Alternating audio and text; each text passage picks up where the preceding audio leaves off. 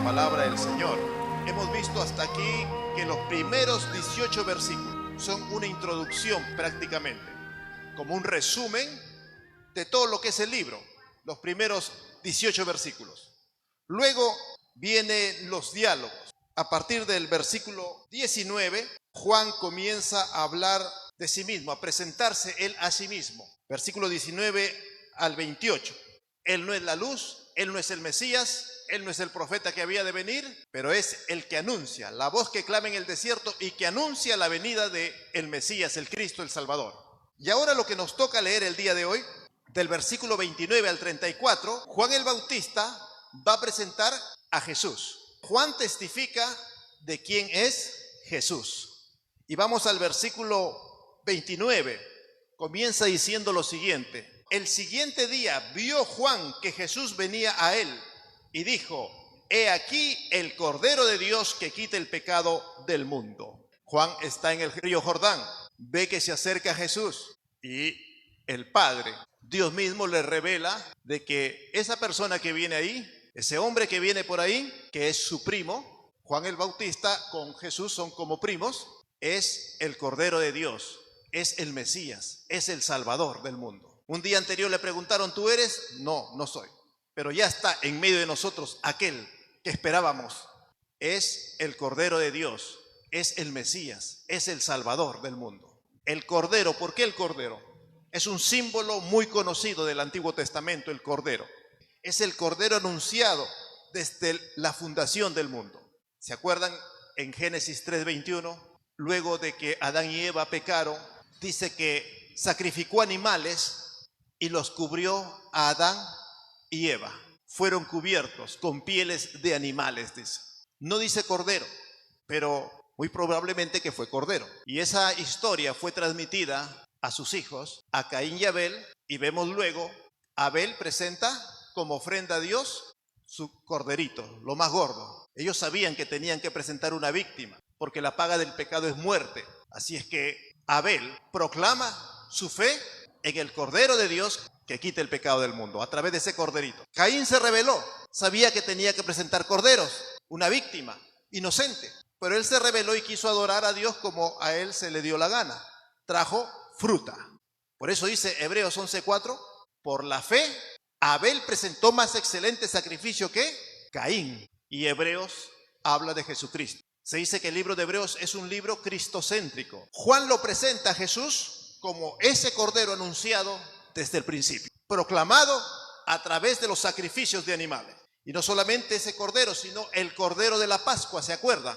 Cuando Israel sale de Egipto, Dios les manda a sacrificar un cordero y esa noche harían una cena de ese cordero y tenía que las familias consumir ese cordero. La sangre de ese cordero pondrían en los dinteles y en las columnas de las puertas para que el destructor, el ángel de la muerte, no hiera, no mate a los hijos de los hebreos. Por la fe en la sangre de ese cordero, los israelitas fueron librados. Jesús es ese cordero anunciado en la Pascua. Y Jesús es ese cordero que a través de todos los años Israel iba sacrificando. Sacrificaban cordero tras cordero. Es ese cordero, pero mejor que todos esos sacrificios es el Cordero de Dios. Dice que una vez al año sacrificaban animales, cordero, de un año, por los pecados de Israel, el día de la expiación, una fiesta especial en el cual el sacerdote sacrificaba un cordero especial por los pecados del pueblo. Pero eso duraba solamente un año nada más. Cubría por un año nada más los pecados del pueblo. Al año tenían que renovar, como cuando renovamos nosotros nuestro paquete de internet, ¿no? Esos carneros, esos corderos eran símbolos del Cordero de Dios que sería Jesucristo. En el antiguo pacto cada año tenían que renovar el pacto, matar corderos. Pero Jesucristo es el Cordero único y eterno. Ya no se necesita más corderos, basta el Cordero de Dios, un solo sacrificio, una vez y para siempre. 1 Corintios 5:7 dice: limpiaos de la vieja levadura, para que seáis nueva masa sin levadura como sois, porque nuestra Pascua, que es Cristo, ya fue sacrificada por nosotros. La Pascua, nuestra Pascua es Cristo, ya fue sacrificada. No necesitamos sacrificar más corderos. Una sola vez y para siempre. Juan el Bautista, lo ve a Cristo a Jesús y lo presenta como ese cordero esperado a lo largo de la historia. Los judíos habían mandado a preguntar, ¿eres tú el Mesías? ¿Quién es? Ahora Juan les dice, ese Jesús es el Cordero de Dios, es la promesa, es el Mesías, es la simiente esperada. Más claro que eso, hermanos, ¿creen que los judíos tendrían un mensaje más claro? Él les ha dicho, lo ha mirado a Jesús y les ha dicho, he ahí, Él es el Cordero de Dios que quita el pecado del mundo. Él es el Cristo, Él es el Mesías. Y cuando vamos a seguir leyendo el libro de Juan, vamos a ver más adelante que los judíos le dicen a Jesús, ¿eres tú el Cristo o no? Dinos de una vez por todas. ¿Jesús les decía o no les decía? Se quedaba callado, ¿verdad? No les decía. Cuando Jesús limpió el templo, ¿qué le dijeron a Jesús? ¿Con qué autoridad haces esto? ¿Quién te crees tú?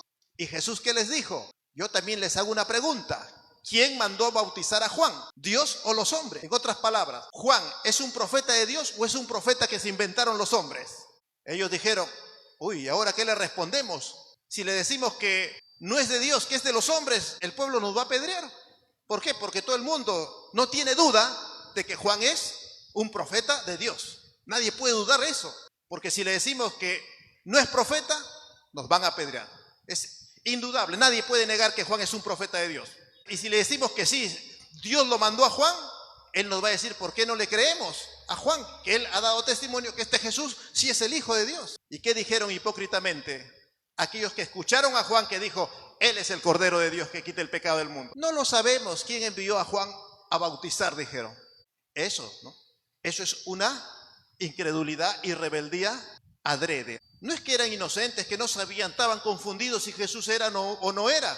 Los líderes judíos que más adelante en el libro van a discutir con Jesús, le van a preguntar, lo van a querer apedrear muchas veces, ellos tuvieron el testimonio de Juan de que Jesús de Nazaret era el Mesías, el Cristo, el Cordero de Dios. Por esto en este párrafo, desde el versículo 29 al 34, Juan presenta a Jesús ante los líderes religiosos que habían venido como el Mesías, el Cristo, el Cordero de Dios que quita el pecado del mundo. Versículo 39. Ahora Juan va a hablar de la naturaleza de Jesús, de ese Cristo, de ese Cordero de Dios. Dice, este es aquel de quien yo dije, el día de ayer les anuncié, dice Juan, que ya está entre nosotros, aquel del cual no soy digno de desatar ni la correa de su calzado. Este es aquel de quien yo dije, después de mí viene un varón. Habla de su naturaleza humana. Cristo, el verbo se hizo hombre. Jesús fue 100% hombre, perfectamente hombre. Dice, después de mí viene un varón, su naturaleza humana, el cual es antes de mí, su naturaleza divina, su preexistencia divina. Él existió desde la eternidad, el cual es antes de mí porque era o existía primero que yo. Aquí nos habla en un solo versículo de ese Jesús que es preexistente, era antes que yo, existía antes que yo, dice Juan, de su doble naturaleza, que es un varón, pero Él ya estaba y fue creador de todas las cosas, de la eternidad de Cristo. Presenta entonces a Jesucristo como aquel varón que es Dios mismo hecho hombre, dos naturalezas, divina y humana, y a la vez pues preexistente por la eternidad. Este solo versículo 30 enfoca todo eso. El versículo 31 para adelante nos va a hablar de su manifestación y testimonio a Israel, a su pueblo, al pueblo de Dios. Mire lo que dice, versículo 31. Y yo no le conocía, mas para que fuese manifestado Israel, por esto vine yo bautizando con agua. Dice, Juan dice, yo no le conocía, pero sí era su primo. Claro, lo conocía como su primo, pero no lo conocía como el Mesías, como el Cordero de Dios. Yo no lo conocía así.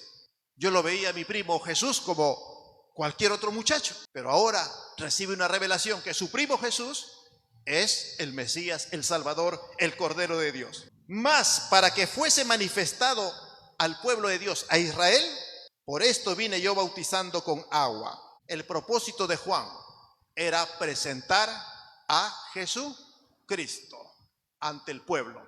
Y eso es lo que hace Juan, de manera tan evidente, de manera indubitable. Nadie podía dudar del testimonio de Juan. Y Juan lo dice claramente, que Jesús es el Cordero de Dios, es el Salvador del mundo, es el Mesías, el Cristo esperado desde la fundación del mundo. Versículo 32 dice, también dio Juan testimonio, Juan el Bautista, diciendo, vi al Espíritu que descendía del cielo como paloma y permaneció sobre él. El Espíritu Santo vino sobre él en un símbolo, como paloma, amén, y permaneció sobre él. Esto es un símbolo de lo que, o un adelanto de lo que pasaría con los nuevos creyentes. Ya en Cristo Jesús, el Espíritu Santo viene sobre el creyente y permanece para siempre. A diferencia del Antiguo Testamento, el Espíritu venía, visitaba a ciertas personas y luego se apartaba. Cumplía su función y se iba. Sansón, cuando iba a destruir a los filisteos, venía el Espíritu Santo, lo tomaba, hacía su labor y de ahí ya no se sabe más. A Saúl vino y lo abandonó luego el Espíritu Santo. Pero para los creyentes de este tiempo tenemos una promesa que estará en nosotros y con nosotros para siempre. Y Jesucristo es el prototipo, el ejemplo, la muestra de cómo actuaría el Espíritu Santo en nosotros. Juan dio testimonio, vio al Espíritu que descendía sobre Jesús y que permanecía en él. Versículo 33. Y yo no le conocía, pero el que me envió a bautizar con agua, aquel me dijo, sobre quien veas descender el Espíritu y que permanece sobre él, ese es el que bautiza con el Espíritu Santo. Entonces Juan recibe la confirmación y esa confirmación Juan la declara al pueblo. Entonces Juan dice, el Padre me ha dicho que él, Jesús, es el Salvador, es el Cristo. Por eso Jesús le dijo a los fariseos, a los sacerdotes, cuando le dijeron, ¿con qué autoridad haces esto? Que echas a los cambistas, destrozas aquí el mercado en el templo. Jesús le dice, díganme quién envió a bautizar a Juan. ¿Con qué autoridad habló Juan? ¿Por qué no le creen a Juan? ¿Qué dijo Juan de mí? Así es que ellos mejor se callaron y dijeron, no sabemos quién envió a bautizar a Juan. Tremendo, ¿verdad? Entonces Juan el Bautista, su función, su misión, su propósito era presentar a Jesucristo. Y luego él ya se apartaba. Dijo, es necesario que yo mengüe y que Cristo crezca. Ahí se terminó el ministerio de Juan el Bautista. En presentar, encaminar al pueblo a que sigan a Jesús. Y eso va a ocurrir con sus discípulos más adelante. El versículo 34, a manera de conclusión, y dice, y yo le vi y he dado testimonio de que este es el Hijo de Dios. Juan dice, yo lo he visto con mis ojos, lo he palpado con mis manos, porque Juan lo bautizó. Tuvo que cogerlo y bautizarlo a Jesús. Lo he visto con mis ojos, he palpado con mis manos de que este Jesús, el Hijo de María y José, es el Cristo, es el Salvador del mundo, es el Hijo de Dios. ¿A quién había dado testimonio Juan? Al pueblo de Israel, a las autoridades que habían venido desde Jerusalén a preguntarle, ¿eres tú el Mesías o no eres? Él dijo, yo no soy, pero ese Jesús de Nazaret es el Cordero de Dios y yo le he visto. El Padre me ha dicho que Él es el Mesías. ¿Qué más testimonio podía tener la nación de Israel? ¿Qué más prueba? ¿Qué dudas podría haber de que Jesús era el Cristo? ¿Tenemos a ese Cristo, hermanos? ¿Tenemos la seguridad que Cristo está en nosotros? ¿Creemos en ese Jesús? No debemos creer en otro. Ese Jesús que vino ya hace más de 2000 años, Jesús de Nazaret, que predicó el Evangelio por 3 años, que murió en la cruz y resucitó. Ese es el Cristo, el Mesías. No tenemos que esperar a otro. No tenemos que escuchar a otro que diga, que aparezca por ahí, yo soy el Cristo. Él es el único, el verdadero. Estamos en el verdadero, en Cristo, Jesucristo. La luz verdadera que alumbra a todo hombre. Bien, mis hermanos, esa seguridad hay en nosotros. Debe haber. Los que tuvieron fe le creyeron a Juan. Y eso está en la palabra de Dios. Nosotros creemos a la palabra de Dios. Y no tenemos que ir por otros caminos. Estamos en el verdadero, en Jesucristo. Ahí nos vamos a quedar en la reflexión.